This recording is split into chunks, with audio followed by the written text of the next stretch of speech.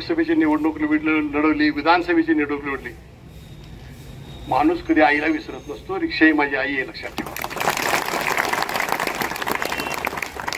आणि तो आरटीओ ऑफिसचा कोण आहे? आरटीओ रे काय चव्हाण म्हणून कोणतं नवीन आलंय, मला माहित नाही. मी कुठला आरटीओ समोर आहे त्याला कधी जुमारत नाही. तर ते चव्हाणच्या समोर जायचं आणि त्याला सांगायचं मी पण भाकरी करणार, तू पण खा. मी तुम्हाला सगळ्यांना सांगतो की एक हाक दिली की माझे 10,000 रिक्षावाले रस्त्यावर येतील. दोन्ही एक विष्णुबंधू इंगवले सर 2006 साली कोल्हापुरातले रस्ते खराब झाले. पण मी तुम्हाला सर्वांना हाक दिली होती की कोल्हापूर महानगरपालिकेच्या दारामध्ये 12 वाजल्यापासून बेमुदत आंदोलन करायचं. 12 रस्ते तुम्ही बंद केले. कुणाल कुमार त्यावेळेला आयुक्त होते, आदरणीय सई खराडे त्यावेळेला महापौर होत्या आणि रिक्षावाल्याच्या ताकदीमुळे कोल्हापूरचे रस्ते तयार झाले. त्यानंतर आज तुम्हाला हाक दिल्याने तुम्ही आल्याबद्दल पहिल्यांदा सर्वांचं मी स्वागत करतो. मी एक रिक्षावाला आहे. रिक्षावाल्याच्या काय अडचणी असतात त्या सर्वांना माहिती आहेत. सरकारनं 50 रुपयाचा दंड पासिंगच्या वेळेला जाहीर केलाय. एकतर पासिंग करायला आमच्याकडे पैसे नसतात.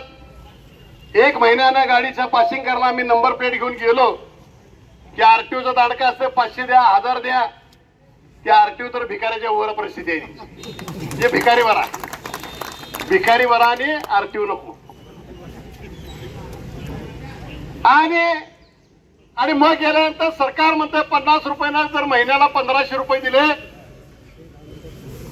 आणि एखादा माझा रिक्षावाला मयत झाला आणि ती गाडी जर 6 महिन्यानंतर ती माझी विधवा बहीण जर पाशिंगला घेऊन गेली तर तिला साधारणपणे 10,000 ते 15,000 रुपये दंड भरावा लागतो.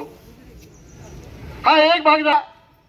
ज्या वेळेला हा दंड आकारणी केली त्यावेळेला कोल्हापुरातल्या नाही तर महाराष्ट्रातल्या रिक्षावाल्याने हायकोर्टमध्ये मित्र स्टे घेतला आणि हा स्टे सरकारनं हायकोर्टनं उठवल्यानंतर सरकारनं परत 50 रुपयाचा दंड सुरू केलेला आहे. ही जबाबदारी या महाराष्ट्राच्या मुख्यमंत्र्याची आहे. हे सरकार एक हाप आणि एक फुल आणि 2 हापचं सरकार आहे. एक फुल एकनाथ शिंदे, 2 हाप हे अजित पवार आणि दुसरा देवेंद्र फडणवीस. हे 3 चाकी सरकार आहे. तुम्हाला 4 महिन्याचा कालावधी दाखवतो. महाराष्ट्रामध्ये मराठा आरक्षणामध्ये तुम्ही योग्य निर्णय घेतला नाही म्हणून तुमची धुळधाण उडाली लोकसभेमध्ये. आता गरीब रिक्षावाल्याच्या नादाला तुम्ही लागू नका असं आमचं प्रामाणिकपणाचं मत आहे. मित्र, सरकारला हे शक्य आहे. आमचं एक म्हणणं आहे की कोल्हापूरचे पालकमंत्री हसन मुश्रीफला आम्ही सांगू इच्छितो, तुम्ही आठवड्याला कॅबिनेटची मीटिंग घेता. जर कोल्हापूरच्या मातीशी हसन मुश्रीफ जर तुमची नाव असेल तर समर्थ कोल्हापूरचा जिल्ह्याचा रिक्षावाला आपला विनंती करतो की येणाऱ्या कॅबिनेटमध्ये ताबडतोब हा निर्णय घ्या आणि 27 तारखेला पावसाळी अधिवेशनमध्ये हा 50 रुपयाचा दंड तुम्ही रद्द करा. अशा पद्धतीची आम्ही मागणी करत आहोत. काही 4 दिवसापूर्वी मुश्रीफ साहेबांनी सांगितलं की माझं काय चुकलं असेल तर सांगा. साहेब, चुकलं तुमचं नाही आहे, हे सरकार ठेवून आमची चूक झाली ही आम्हाला दुरुस्त करायला लागणार आहे. कारण आजही तुम्हाला विनंती आहे, सरकार करतंय का ना करतंय ते बघा. पालकमंत्री म्हणून काम काय करता. जर नसाल तर तुमच्या वतीनं वैयक्तिकरित्या सुप्रीम कोर्टामध्ये याचिका दाखल करा आणि या जुलमी 50 रुपयाच्या कराला तुम्ही पहिल्यांदा स्थगिती मिळवून द्या. ही आमची पहिली मागणी आहे. नंबर 2 ची की गेली 15 वर्ष आम्ही लढाई करतोय की कल्याणकारी रिक्षा मंडळामध्ये रिक्षावालाला समाविष्ट करा. अहो, काय आहे कल्याणकारी मंडळ? या कल्याणकारी मंडळामध्ये माझ्या रिक्षावाल्याला जर हृदयविकाराचा झटका आला तर त्याला 5 लाख रुपये मिळावे. या रिक्षावाल्याचा मुलगा जर 12वी पास झाला तर तो MBBSचं शिक्षण घ्यायला गेला तर त्याची निम्मी फी सरकारनं भरावी. रिक्षाला वर्षातनं किमान 2 वेळा खाकी किंवा पांढरा पॅन्ट आणि शर्टचं कापड द्यावं. अरे साध्या योजना आम्ही तुमच्या समोर मागत आहोत. पण तुम्ही कल्याणकारी मंडळ जाहीर करत नाही. जाहीर केलं तर तिची अंमलबजावणी करत नाही आहे. म्हणून या महामंडळाची तुम्ही जाहीर करावी, अंमलबजावणी करावी असं एक आपण या ठिकाणी या निवेदनात म्हटलेलं आहे. अनेक रिक्षा मालक इथं उपस्थित आहे. त्याचबरोबर अनेक रिक्षा मालकाच्या बरोबर अनेक ड्रायव्हर या ठिकाणी उपस्थित, अनेक चालक उपस्थित आहेत. उद्या चालक म्हणणार, ड्रायव्हर म्हणणार मालकाचं झालं, माझं काय, मला काय तुम्ही करणार आहे.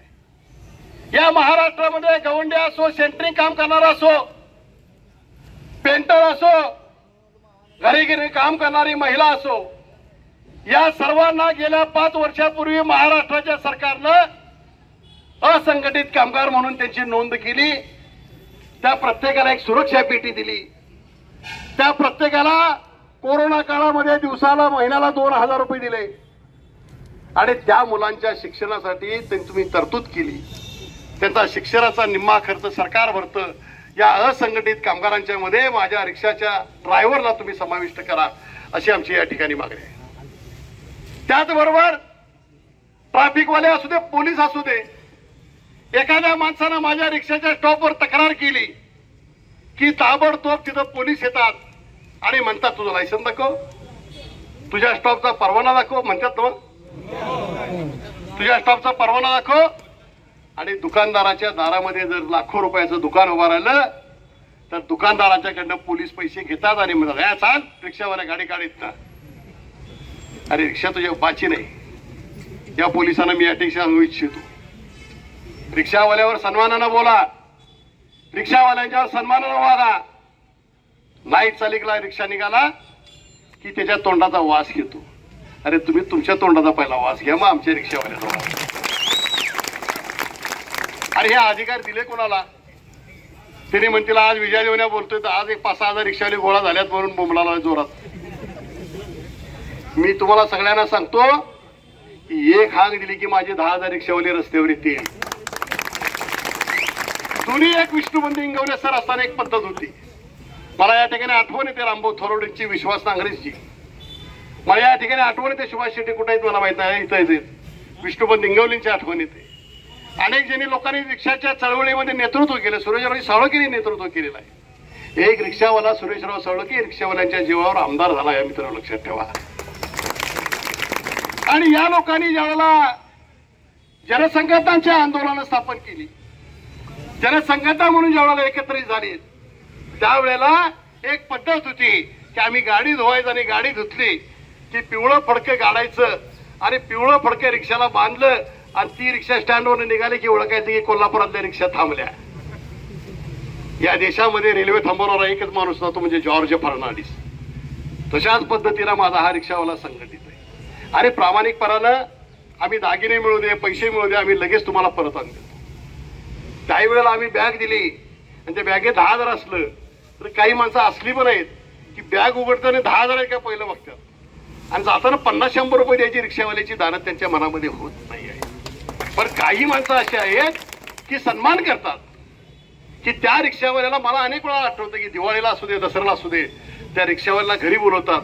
माझ्या मुलीचे दागिने दिले म्हणून माझ्या मुलीचं लग्न झालं, ही सांगणारी माता माऊली जी असते ती आपल्यामध्येच आहे. शेवटची मागणी आमची अशी आहे की या ठिकाणी माननीय कलेक्टर, या कलेक्टरला आम्ही सांगू इच्छितो की तुम्ही आरटी बोर्डाचे अध्यक्ष आहात. या महाराष्ट्रामध्ये कोल्हापूर जिल्ह्याचं आरटी बोर्ड स्वतंत्र आहे. ज्याच्यामध्ये जिल्हा पोलीस प्रमुख आहेत, ज्याच्यामध्ये कलेक्टर अध्यक्ष आहेत, ज्याच्यामध्ये आरटी इन्स्पेक्टर आहे. यांना माझी विनंती आहे, साहेब आरटी ऑफिस मधला भ्रष्टाचार थांबवा. आमचा दर काढू नका, आमचा दर काढू नका. आमच्या रिक्षात बसले की आमचा पहिला दर आहे 22 रुपये, पण आरटीओ स्वतःचा दर जाहीर केला. एक रिक्षा म्हणलं की 500 रुपये द्या, त्याशिवाय मी पासिंग करणार नाही. त्यांचं मीटर आता बंद पाडायचं ते आता तुम्हाला सांगणार आहे सगळ्यांना. आणि म्हणून तुम्हाला पण माझी विनंती आहे, आरटी ऑफिस मध्ये गेला तर स्वाभिमानाने गेला, पायात कोल्हापुरी पायतान घेऊन जावा आणि सांगा रिक्षा पासिंग करताना जर पैसे मागितले त्याच्या गचवटीला धरून आपटा आणि मला बोलवायला मी तिथे येतो, केस माझ्या अंगावर होते. अरे कशासाठी ना पैसे द्यायचे? 100 रुपये, 200 रुपये, 500 रुपये, 600 रुपये, 700 रुपये, 800 रुपये. आता कागदला तर छापखानाच काढला की नाही. सेकंदाला पैसे, सेकंदाला पैसे तुम्हाला कोण देतं का? सेकंदाला आपलं मीटर पण पडत नाही. किती किलोमीटरला पडतंय आपलं राजू मीटर? 1 किलोमीटरला. 1.5 किलोमीटर. 1 किलोमीटर गेले की आम्हाला 20 पैसे मिळतात. आणि हिने हात केलं की हिने 500 रुपये घेतात. त्या आरटीओची जरा चौकशी करा. त्यांच्या प्रॉपर्टी बघा. हो, आमची नाणी आहे 4x4ची. या आरटीओची नाणी आहे 20x20ची, 5 लाखाची. रिक्षावाला सांगायचं संध्याकाळच्या माझ्या घरात मटणाचा डबा देऊ द्या. तुझ्या बाच काय देणं काढले. हे सगळं बंद झालं पाहिजे. मी आज एवढ्या वर्षानंतर तुमच्या समोर आलो. तुम्हाला कधी वाटलं असेल की मी शिवसेनेचा पदाधिकारी झालो, जिल्ह्यात फिरायला लागलो, लोकसभेची निवडणूक लढवली, विधानसभेची निवडणूक लढवली. माणूस कधी आईला विसरत नसतो. रिक्षा ही माझी आई आहे, लक्षात ठेवा. आणि मला मी कुठेही असू दे, माझ्या रिक्षावाल्यांच्या कधी अन्याय झाला तर मी कधी सहन करत नाही. म्हणून प्रत्येकाला सांगितलंय की ज्या ज्या वेळेला तुम्हाला जागेला अन्याय झाला तर प्रत्येक अध्यक्षांना माझी विनंती आहे, तुम्ही सगळे शिवाजी व्हा. तुम्ही सगळे शिवाजी व्हा. पण बागडा आहे की आपल्यात एक पद्धत आहे. बहिणीचं लगीन ठरलं, प्रेझेंट करण्यासाठी 20-20 काढले की 500 रुपयाचं प्रेझेंट दिलं की देऊन लाडू चिवडा खाऊन बाहेर पडस तोपर्यंत होते. प्रेझेंट मध्ये 100 रुपये ढापलं बघ. कुणी ढापलं रे? अध्यक्षाने ढापलं. खरं आहे की नाही? ते जरा एकमेकांच्यावर विश्वास ठेवा. मग मी पहिल्यापासून एक ठरलंय, मी रिक्षाचे युनियन काढून आज जवळजवळ 30 वर्ष झाली. विष्णुपंत इंगवलेचा शिष्य म्हणून मी काम केलं. त्यांनी मला शिकवण दिली, पदरचं खा आणि रिक्षावाल्यांच्यासाठी काम कर. म्हणून बघितलं असेल माझ्या जीवनामध्ये 30 वर्षात तुमच्याकडनं 1 रुपया वर्गणी मी घेतलेला नाही आहे. तुम्हाला आणि तुम्हाला काय कमी पडलं तर मी आहे.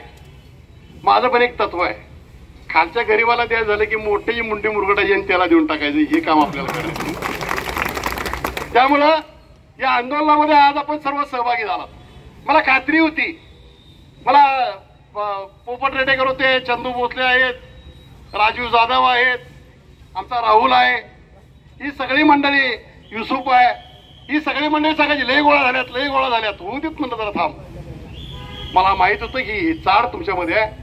4 दिवसामध्ये पत्र तुम्हाला मिळालं आणि 4 दिवसामध्ये तुम्ही आलात. सोमवारी 17 तारीख आहे बघा. 17 आहे का सोमवारी? सोमवारी 17 तारखेला आरटीओच्या दारात जायचं. येणार ना? बरं, येताना काय 18 तारखेला 18 तारखेला बकरीद आहे. तुझं बकरा केवढा आहे? वजनदार आहे ना? एवढ्यानं वाटप पुरतील काय?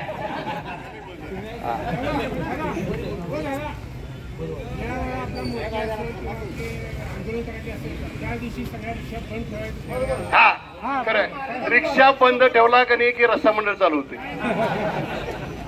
चला पन्हाळ्याला, चला कट्यानेला. नाही तसं 2 मिनिटं. आणि म्हणून तुम्हाला माझी विनंती आहे, 18 तारखेला सकाळी तुम्ही आलेल्या सगळ्या जणांनी रिक्षा घेऊन यायची नाही आहे. तुम्ही घरात नाही यायचंय, पण एक काम करायचं आहे. येताना बायकोला सकाळी सांगायचं 1 भाकरी माझ्यावर दे. आणणार नो भाकरी? 1 भाकरीने खरडा आणायचा. आणि तो आरटीओ ऑफिसचा कोण आहे? आरटीओ रे काय चव्हाण म्हणून कोणतं नवीन आलंय, मला माहित नाही. मी कुठला आरटीओ समोर आहे त्याला कधी जुमानत नाही. तर ते चव्हाणच्या समोर जायचं आणि त्याला सांगायचं मी पण भाकरी करणार, तू पण खा. त्याला खरडा भाकरी खायला द्यायची. ते खात नाही, 100% खात नाही.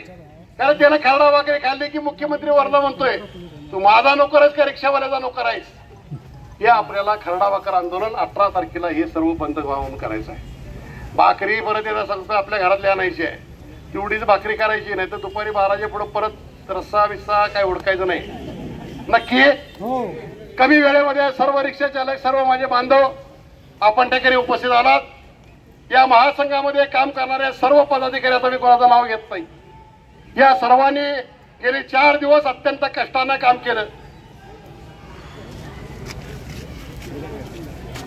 बोल रे